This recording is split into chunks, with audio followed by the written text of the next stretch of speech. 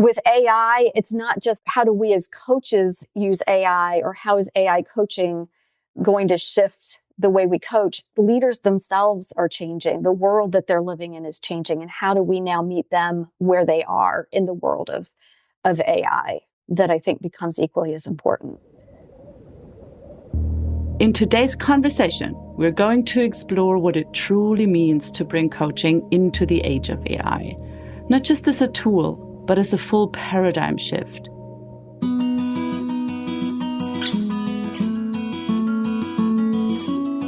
This is The Edge of Human and AI, a Viva la Coaching podcast. We sit right where coaching meets AI, and we're not afraid to ask the uncomfortable questions. We built this show because the coaching landscape is being reshaped by intelligent systems, and the organizations, leaders, and companies shaping that future deserve honest conversations. I'm your host, Rebecca Rutschman. Each week, we'll help you understand how AI is transforming coaching. We discuss leadership development and human growth across organizations. We will help you navigate the ethical and strategic decisions that come with bringing AI into the coaching space. You'll hear from researchers, innovators, and industry leaders, as well as experts who are reimagining what's possible. Whether you're navigating AI for the first time or already building with it, this is where you belong. Follow us now and join us at vivalacoaching.com. Come stand with us at the edge. We're starting our podcast with a special season from the leading voices of the NYU Coaching and Technology Summit 2026. We will bring you bold, unfiltered conversations at the frontier where coaching meets technology and artificial intelligence.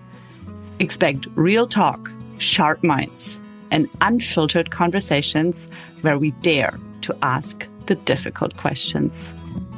My guest today is Pam Krulitz, CEO and founder of Optify, who brings one of the rarest combinations in our profession: 20 years as an executive coach and a background as a software developer and technology entrepreneur.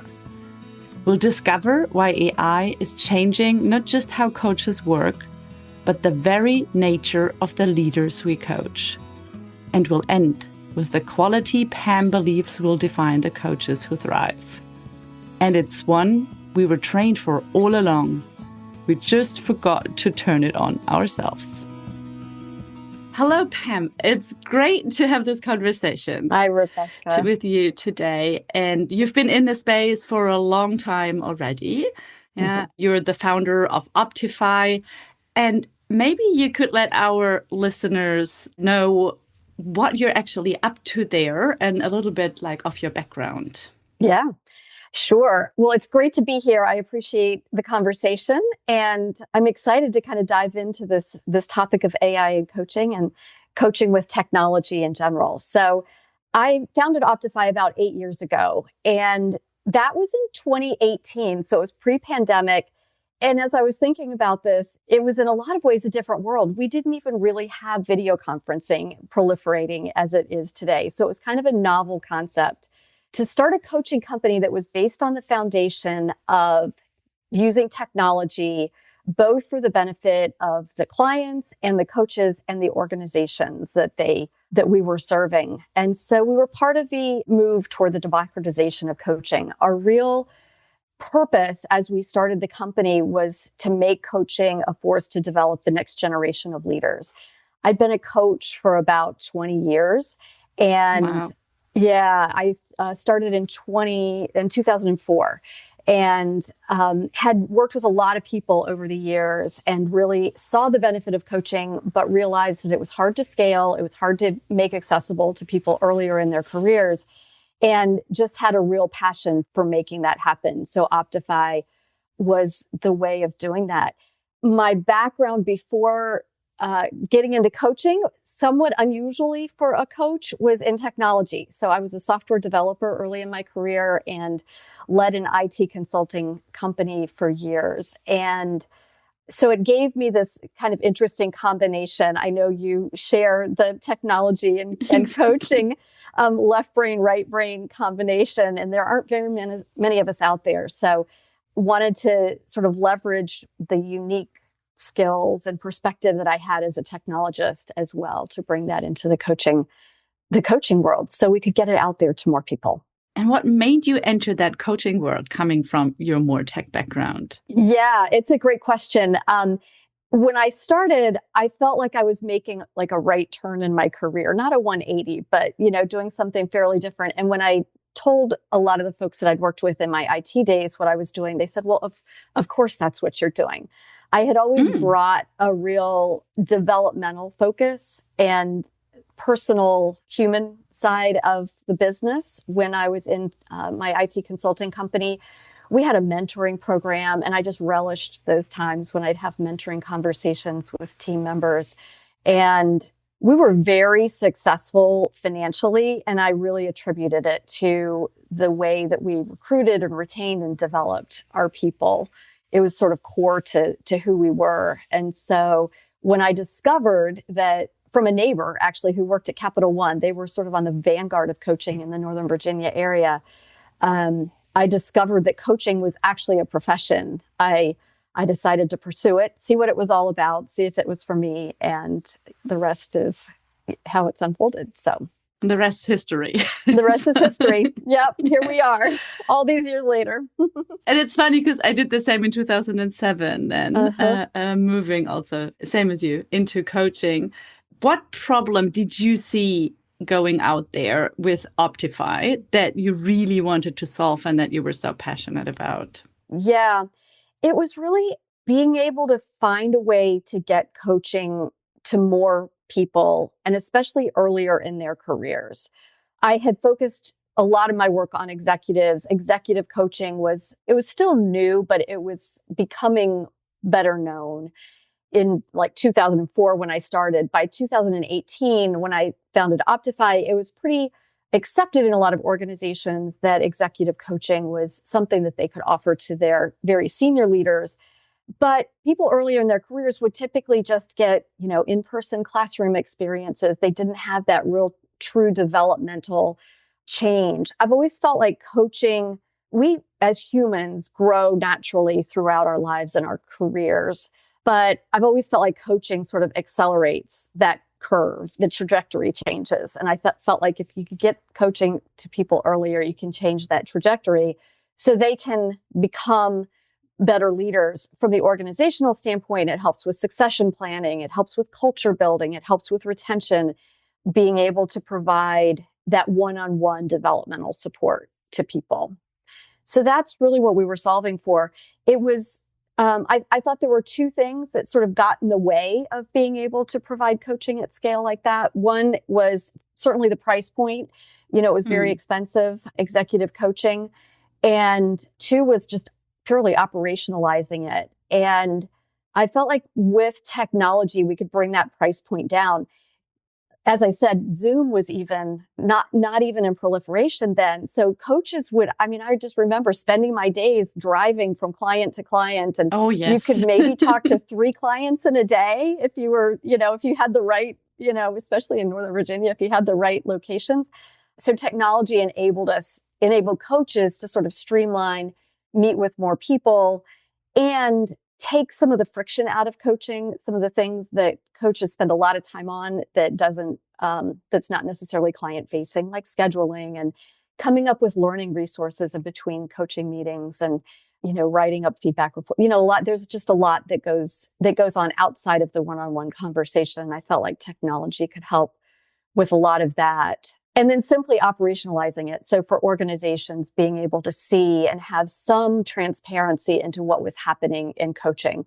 In those days, a lot of coaching happened where executives would just go find a coach and, there was no visibility or transparency whatsoever into what was going on. And so we have always abided by the ICF standards for confidentiality, but also provide transparency into how often people are meeting upon permission from the coach and the client, sharing the goals of the coaching engagement, being able to track topics that are being addressed in coaching so organizations can have some sense of what the needs are in the leadership population that's being coached. So it could help a lot of those operational aspects as well.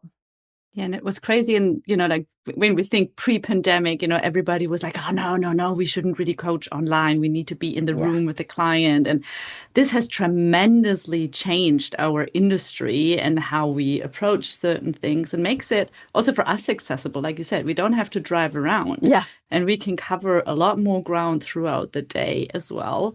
Yeah. The same happened then 2022 with the arrival of an technology we all know now. Yeah. So when ChatGPT arrived in the market, now people use a lot of other tools as well. How has your vision evolved as AI has been started to change that landscape since 2022? Yeah. So our vision had evolved a little bit even prior to that. We started out thinking we were going to be a coaching company. And as we talked to more clients, worked with more organizations, it was clear that an integrated approach to learning was really important for earlier career leaders. So it's not just having a one-on-one coaching conversation. There's a teach component to it as well. So we now do leadership development programs with assessments, with workshops, and that one-on-one coaching that helps pull it through and really personalize the learnings. So we had moved already from sort of a more pure coaching approach to an integrated approach that looks at the entire learning journey and learning experience. AI is one more piece of that we see as an important part of the learning experience. So that has shifted with new AI coaching tools that are now available, with, the shift in technology in general. So that's been a shift for us, but it's I would say kind of an evolution of where we were already going. And we talked a little bit before this also about, software development and how we've gone from Waterfall to Agile to something new now. Yeah. Do you see a parallel there also? Now we that talk about, there was coaching pre-pandemic and then ChatGPT arrived and, it has changed the game. Do you see any parallels there? So when we went from Waterfall to Agile in the software development world, it was a paradigm shift, right? It wasn't just a shift in process. We weren't just taking individual piece of the process and changing it. We were fundamentally rethinking how we develop software. And I think the parallel in the coaching world is, when I say coaching, I always come from a leadership coaching perspective. I know there are many other forms of coaching and purposes and use cases, but I wear that leadership lens consistently. But I think it's causing us to sort of rethink, how do people learn and grow and develop? Where does coaching fit into that in a one-on-one mode? Perhaps there's group coaching opportunities. Perhaps there are other ways of helping people learn in the flow of work. So it's not just taking what used to be a human coach and trying to replace it with an AI coach, but thinking, how can we help our clients learn about themselves in the spaces that they're now living in? If they're living in the agentic AI world, how do you turn your agents into feedback providers, for example? How do you prompt it to help you learn as you're doing your work? And just putting that learning lens on learning in the flow of work, as well as some of the more traditional ways of learning, like in the classroom and, with a one-on-one coach. But I think it's causing us to rethink what we're really trying to accomplish and how the best way to make that happen.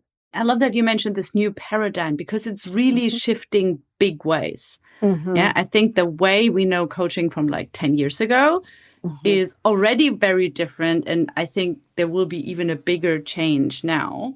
Like you said, integrated, like a very integrated approach also to learning, the way we work with each other, like we do in development in teams. They work really closely together. In Waterfall, they didn't have to, not the same way. And I think it's going to be also the work with the client is a lot more integrated in the future, with technology, the coach, the client, maybe someone else, maybe their team members even in it. And I was just like picturing, it's like, this is going to be something really big, coming. Yeah. And I think in the coaching world, a lot of the conversation has focused around how does AI change coaching? And I think it's absolutely an important question. I think the corollary to that is how is AI changing the leaders that we coach?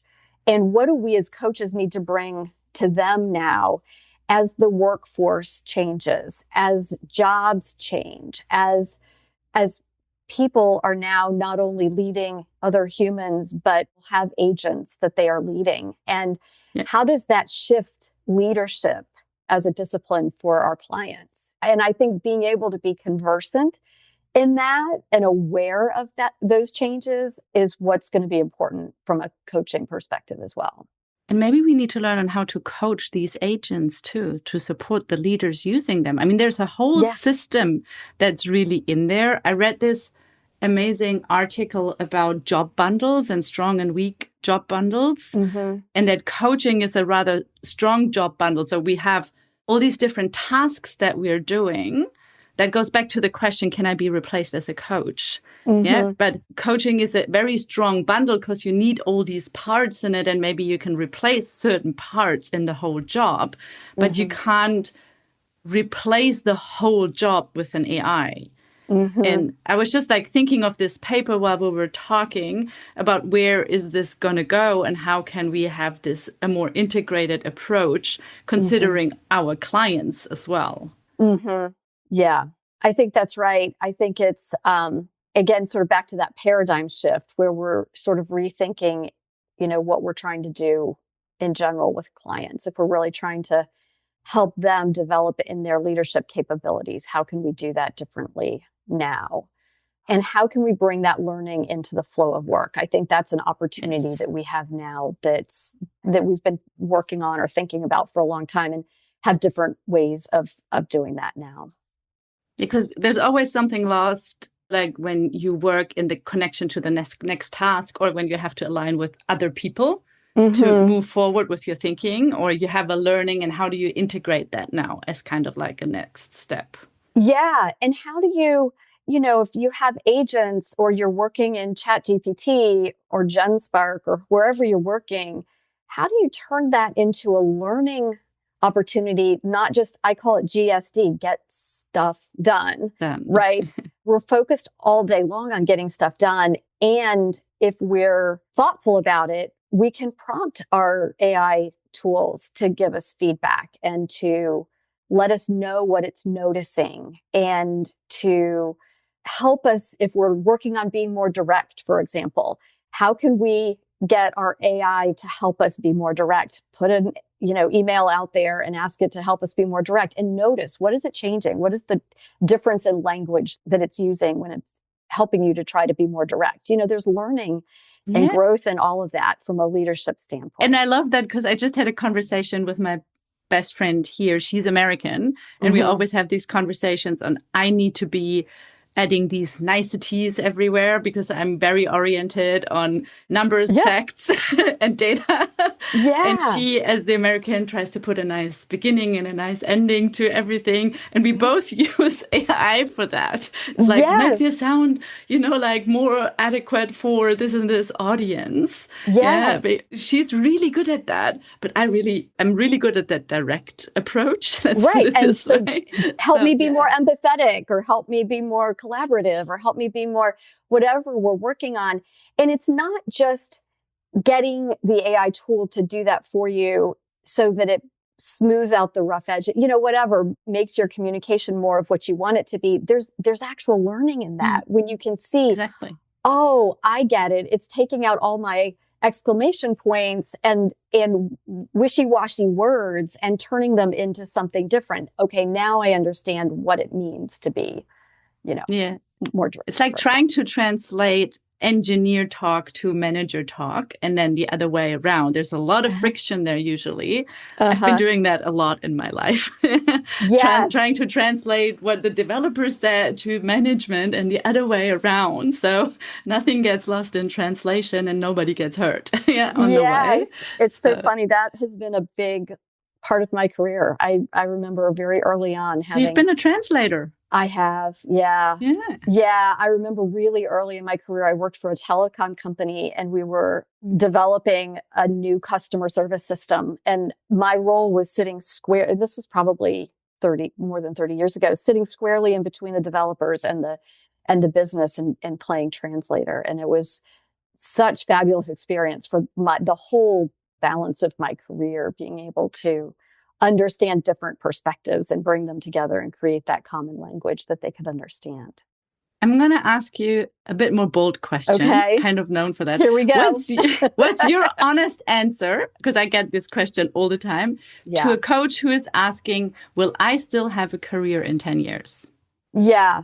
So, gosh, if we all had that crystal ball, wouldn't we be I'd order it right now. I would too. So without the crystal ball, here's what I would say. Whether a coach is going to have a career or not, yes, you can absolutely have a career. Now, what that career is going to look like may be very different than it is today. I think for the coaches who can get really clear on the true value that they're bringing to their clients and finding ways because I think people are always going to need other people, other human beings around them who can bring out the best in them, if you want to kind of boil it down to that. So I think finding that secret sauce, like what is it that they're really bringing to clients, and then finding ways to manifest that in the world, I think will still be necessary. And what form that takes and what we call it, are we calling it a coach? I'm not sure. I think the world of leadership and organizations is going to change dramatically in the next 10 years. So, I kind of wonder, who are we going to coach if AI is replacing a lot of the jobs in organizations? What is that really going to look like? Who's going to need a coach and for what purpose? And so I think we're going to have to continue to be adaptable, ride that wave, and be flexible, which is ironic because that's what we're in the business of doing with our clients, is helping them grow and adapt. Exactly. And sometimes I see coaches, which is human nature, being resistant to it or uncertain about it or fearful about it, which is all completely 100% natural. And there's a little bit of taking a dose of our own medicine to be able to say, you know what, we're going to be okay as human beings, one way or the other. We're going to be okay. And I don't know what it's going to look like. It'll probably be different, but we can probably bring some of those core fundamental skills that we've developed as coaches to the world in some way. That's my hope. That was very powerful. And I love the picture of the secret sauce. Yeah. I have this already in front of me, kind of like, you can pour it out. Yeah. Yeah. Maybe even sell it if you've really figured that out. If you figured it out. I think it's going to be the core essential thing in the future to really figure out that secret sauce of what coaching is and what your coaching looks like and why people are coming back to you. So moving on to where AI brings the most benefit in the future. And I know you're thinking about this quite a lot at the moment. Where do you see AI integration really bringing the clearest, most meaningful benefit to the clients? Well, I think it's a couple of things. One is it's available 24/7. The human coach is by definition, we don't want to be on speed dial with our clients. And yet sometimes they need things when we're not available. So I think it keeps momentum. It can keep momentum going in between human coaching sessions. I think it provides, certainly scalability. I think in the coaching profession, we've been talking for a couple of years now about how human coaching, even with coaching platforms and bringing the price point down as we have over the last several years, it's still not going to be at a price point that makes it accessible to everyone in an organization. And so I think the accessibility of it is going to continue to be a huge benefit. Even if the AI coach is, 70%, 80% as good as a human coach, it's better than zero, which is what they would get if they were dependent on having human coaching. I think that accessibility is important. I think the continuity, the 24/7 availability. I think the ability to create coaches with certain use cases is going to evolve. What do I really need a coach for and when?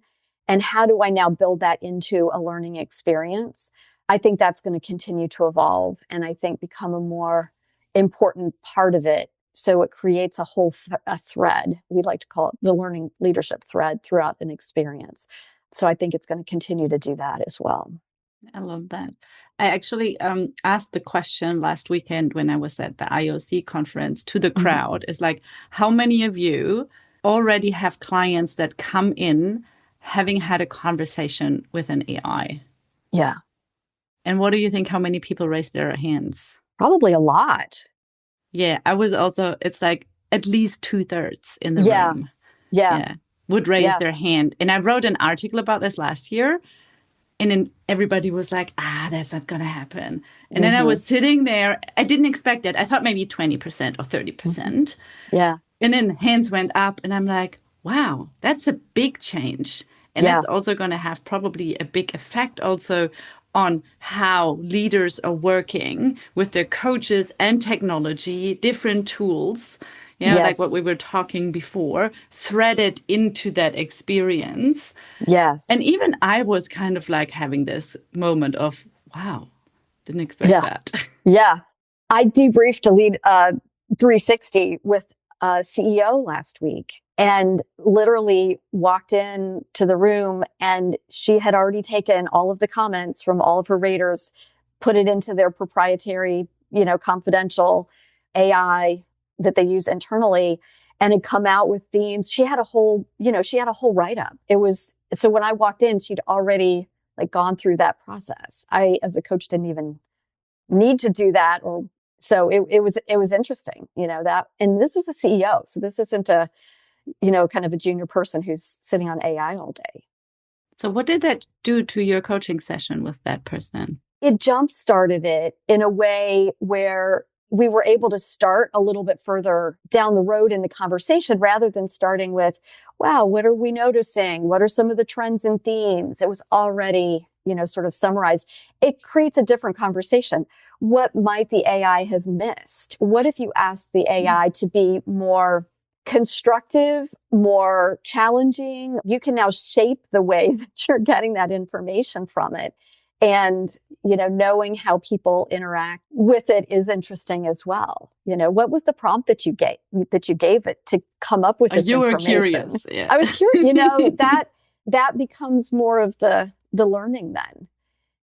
Are you always looking for constructive feedback or would you like challenging feedback? Are you, are there certain stakeholders whose feedback is going to be more important than others? It's a whole so you conversation. Did dig much deeper then. And I think it sounds like you had a very different conversation then. And we didn't go into all of that in the moment because I wanted to make sure I was focusing on the feedback itself and not just her process. But all of that then becomes part of the conversation in coaching. That's why I say with AI, it's not just how do we as coaches use AI or how is AI coaching going to shift the way we coach. Leaders themselves are changing. The world that they're living in is changing. And how do we now meet them where they are in the world of AI that I think becomes equally as important. If I weren't familiar with AI, I don't know how that conversation would have been very different because I would have been kind of deer in the headlights, like you did what? And what did it say? And how did it come up with that? So there's a facility with it that I think is becoming important for coaches. And how did that make you feel in that moment? To be confident with it, you mean? Or to be... That your client came in with that at that moment. Yeah. You can learn so much about your clients just in how they approach the engagement. And so it told me a lot about the CEO that they would enter, into the conversation with that data.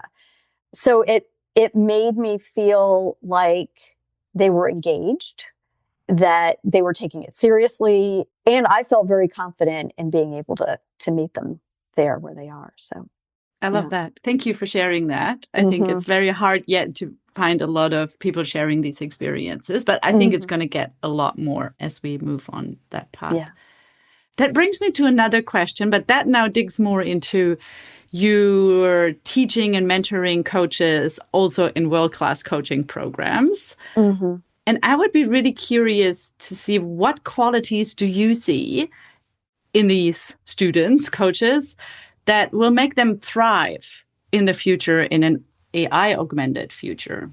Yeah, it's interesting. I haven't been teaching in any coaching programs for the last few years since AI has really picked up, or since the generative AI proliferation. So I haven't seen it as up close, but I see it with our own coaches. So we have about 100 coaches within Optify that are working with us every day, delivering for our clients. One of the things that, as we talked about before, I think there's a little bit of sort of taking a dose of our own medicine, like being able to understand that there's something new that we're going to have to adapt to. I think one of the biggest qualities is just curiosity. We're, as coaches, trained to be very curious about our clients. And I think being able to turn that curiosity back toward ourselves is really important, or back toward the industry, or back toward how we think about coaching. And just to be willing to learn, be willing to be a novice again at something. In the coaching program that I taught in, at the very beginning of the coaching program, we were asked to put on a learner's mindset, to basically be willing to be brand new at something, like riding a bike for the first time. And I feel like that's what we're asking coaches to do now, again, is put on that learner's mindset and say, maybe you've done things a certain way for a long time, and now it's time to be a learner again, to see what's new and what's different and how you can adapt. So curiosity, learner mindset, all of that is going to be really important. And I've seen that shift, I would say, over the last couple of years, just in the conferences that I've been going to and the coaches that I'm talking with. I think 2 years ago, there was kind of this like deer in the headlights. Oh my gosh, my job is going to be replaced. And that was, a lot of the conversation. I think over the last couple of years, coaches have come to see that maybe it's not going to be a flat out replacement. There's still value in human coaching. And I think they're starting to get a little bit, not all, but a lot of coaches are starting to get a little bit more curious about it, a little bit more comfortable with the idea of this new world that we're walking into, with all of its messiness, with all of the ethical considerations, with all of the uncertainty that it brings. So I think the coaches who can sit in that are going to be the ones who do well. And I think curiosity is one of the main skills, I think, that a lot of coaches bring in the beginning. And I think just applying this on the whole bandwidth of things that they will have to deal with in the future. Because one thing I heard last weekend was also from one of the VPs in learning from Google, which stuck with me, was like, we can't sit this out because we're going to be in an uncertain environment for the rest of our lives, kind of something like that. And I'm like, this is so true. It's not going to stop. We just have to just deal with that and apply this curiosity and a learner mindset, because everything will be always changing now. Yep. It's not like with my grandparents, like in the past, who just had their regular day-to-day thing. And I think it's going to be hard for some, but I think that curiosity and the skill to be always out there trying to learn something new. I had a conversation with one of our first students at Viva La Coaching today, and he was still a beginner in getting into the AI space. He showed me today his vibe coding. And I'm like, what? And I was really impressed. And I'm like, I felt the pressure. I got to go into this now, right? Yeah. And I'm like, wow, I was so impressed. Nice. And I'm like, wow, it can happen. He was self-taught this, like the last few months. And just because he was like super curious. I don't think his wife is very happy with him spending night and night now doing this. But once he started to get the hang of it, and I think because this curious mindset, and I'm pretty sure he was scared in the beginning, kind of like, I don't know if I can do this. And when curiosity takes over, good things can happen. Yeah. And I think that's one of the biggest benefits of AI in general. It can be such a good teacher if you approach it in that way. Thank you. Before we have to close the session today, is there anything that comes to your mind that you think you really would love to share with our listeners? I think one other thing that's really been on my mind is adoption of AI coaching. In the technology world, we've talked a lot about how the technology is just a piece of the puzzle, and that the process and human side of adoption is always important from a change management standpoint. And I think that's a big consideration for us right now. How do you get people to bring learning into the flow of work, or to bring AI coaching, if it is that, into a disciplined cadence? So they're using the coach, they're turning, because we spend most of our days, and most of my clients spend their days getting stuff done. And so if we're just getting stuff done, how do we take a pause? When they have that meeting with their human coach on the calendar, they know they're going to be able to take a pause, step back, reflect, do some of that learning.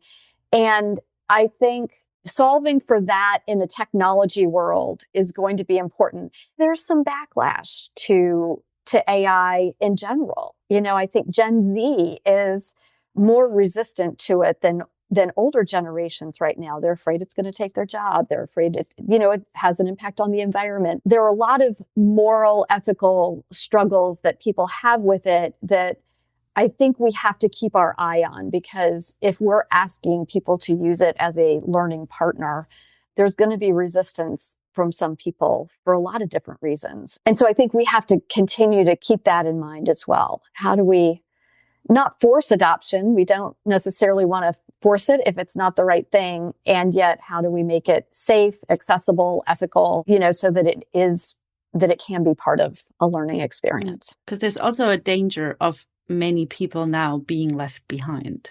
Yes. People who have access to it, people who don't have access to it. It's like the internet, in some ways, it's an economic driver. So I think we have to stay on top of those macro trends in AI from and again, ethical, security standpoint, privacy standpoint. There are a lot of people doing a lot of good thinking about that. And I think we have to, as a profession, stay tuned into what's happening and know that our use case of AI in coaching or in leadership development has its own unique needs for privacy that maybe not unique, but, it has very specific needs for privacy, confidentiality, some of those concerns that are true of all uses of AI, but I think especially true in this world where where AI is having conversations of a more personal nature. Yeah. And I think that will be a whole different episode as well. There's a lot we could talk about that. Yeah. Honestly, do you sometimes feel overwhelmed? Overwhelmed. That's interesting. Maybe. I think when I feel overwhelmed, I tend to, I was just talking to one of my business partners about this, one of my co-founders. When I get overwhelmed with something, I tend to dive in really deep to understand it. So there's probably that feeling of overwhelm. There's a Psychology Today article, The Upside of Feeling Down. And I think overwhelm is one of those, kind of negative emotions that we sometimes think about. But what it's telling me when I'm overwhelmed is I need to get curious. There's something that I need to learn. There's something that I need to dive into and understand better to reduce that overwhelm and make sense of what's creating that overwhelm. I guess the answer is yes. And I know how I kind of adapt. You go on deep dives. I go on deep dives. I think we're very similar in this way, but I think there are a lot of other people out there. Sometimes all these different topics you have to think about, and then it gets stuck in the entrance and it doesn't move. Yeah, that's how I sometimes have some people picture that. Yeah. Do you have a tip for those that get stuck with this and don't know how to get out of it, on how to cope with this overwhelm and the uncertainty? And like you said, there's regulations, privacy, sustainability issues. There's all these things that you need to think of. And sometimes you're just kind of like, oh gosh, no, I just need to go. Yeah. And sometimes we do. We just need to go. The kids say touch grass, and I think it's good. I love that. Yes. Isn't it? I mean, it's such good advice sometimes that, we just have to be mindful to stay in it and stay with the question and get curious. And then I just always think I'm here, I'm breathing, I'm okay right now in this moment. And how can I, shift to something that's meaningful, tangible. We can spend our time in this kind of heady world sometimes and go water the plants and check in on them and see what they're doing and touch grass. I like that. Or hug a tree, whatever you feel like. Yes. I have my hammock that I've been meaning to put outside and just go hang in the hammock for a few minutes. And that's been on my list as a way of just being able to be in a world without screens and thoughts. Maybe you should get your hammock, put it out there now, and have a short break. Yes, exactly. Thank you so much, Pam, for joining us for this session today and sharing everything all the way into some of your personal feelings and thoughts as well. Thank you so much. It's been a great conversation. I've appreciated it. Pam flipped the question I usually ask. And honestly, I haven't stopped thinking about it since. We spend so much time asking how AI is changing coaching. But she asked, how is AI changing the leaders we coach? And what does that mean for what we need to bring to the room? I don't have a neat answer to that. I think that's the point. If today's conversation has you thinking, and you want to be in the room where these conversations happen in real life, there's still time to join us at the 5th Annual NYU Coaching and Technology Summit in New York. This year's theme is Coaching at Organizational Scale. And it's exactly the kind of question this podcast was built around. We'll be at the Kimmel Center at NYU in New York City the 15th and 16th of June. Come and be part of it, and you'll find the link in the show notes at theedgeofhumanandai.com. That's it for today's episode of The Edge of Human and AI, a Viva la Coaching podcast. If this conversation opens something up for you, the best thing you can do is share it. Send it to a colleague, a client, a fellow coach, anyone who's asking the same questions you are. The more of us standing at this edge, the better the conversation gets. Follow us on your favorite podcast app so you never miss an episode. And come find us at vivalacoaching.com, where you'll find resources, community, and conversations you won't find anywhere else. We'll be back next week with another voice from the edge. Until then, come stand with us at the edge.